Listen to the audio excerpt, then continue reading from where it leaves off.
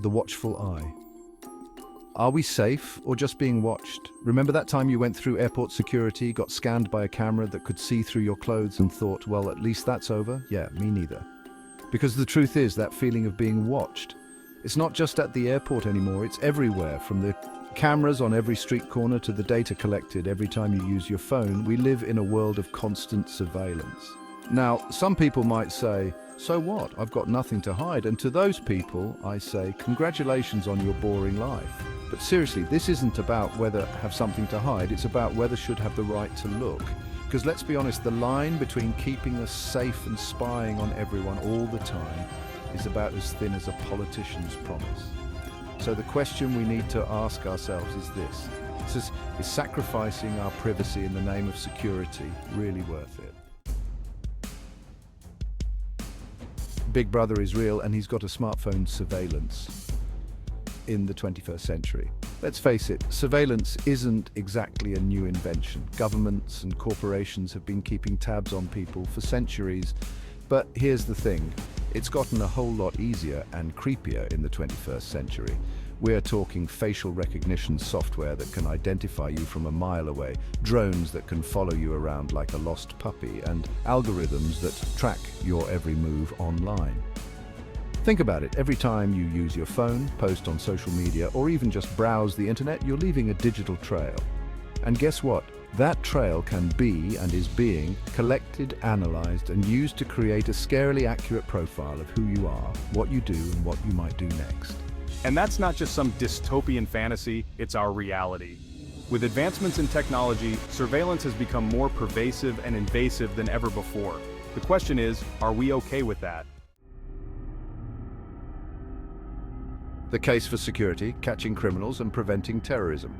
Now, before you grab your tinfoil hat and head for the hills, let's acknowledge the elephant in the room, or should I say the security camera in the corner. Surveillance can be a useful tool for law enforcement. It can help catch criminals, track down terrorists, and even prevent crimes before they happen. Think about it.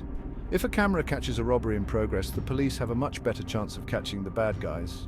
And if intelligence agencies can use surveillance to identify potential terrorists, they might be able to stop an attack before it happens. Sounds good, right? Absolutely, it does. Surveillance has proven to be an invaluable resource in preventing crimes and ensuring public safety. But we must be cautious. While surveillance can be used for good, it can also be used for, well, not so good. Balancing security and privacy is a delicate act, and it's something we need to constantly evaluate. The price of safety.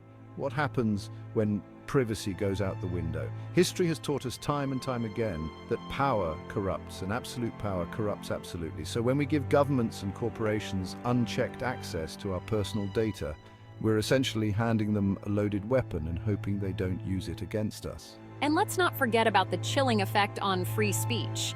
When people know they're being watched, they're less likely to speak their minds, challenge authority, or engage in dissent. In other words, surveillance can stifle the very freedoms it's supposed to protect. But maybe you're thinking, they would never do that, not in a million years. Oh, bless your heart, you sweet, naive summer child. Living under the microscope. How surveillance affects us all. Even if you're not planning on overthrowing the government or committing any heinous crimes, living under constant surveillance can take a toll on your mental health. It can lead to feelings of anxiety, paranoia, and distrust. Imagine constantly feeling like you're being watched, judged, and analyzed. It's enough to make anyone go a little crazy. And that's not even getting into the potential for discrimination. When algorithms are used to make decisions about who to hire, who to give loans to, or even who to arrest, there's a real risk of bias creeping in. And let's be real, those biases are often based on race, religion, or other factors that have no place in a just and equitable society.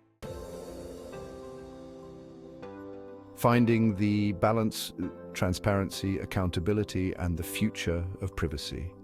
So, where do we go from here? How do we balance the need for security with the right to privacy? It's a tough question, but it's one we need to answer. We need to demand transparency from our governments and corporations. We need to hold them accountable for how they collect, store, and use our data. And most importantly, we need to have a serious conversation about the kind of world we want to live in. Do we want to live in a world where every move is tracked, recorded, and analyzed? Or do we want to live in a world where we can live our lives freely, without fear of being watched? The choice is ours.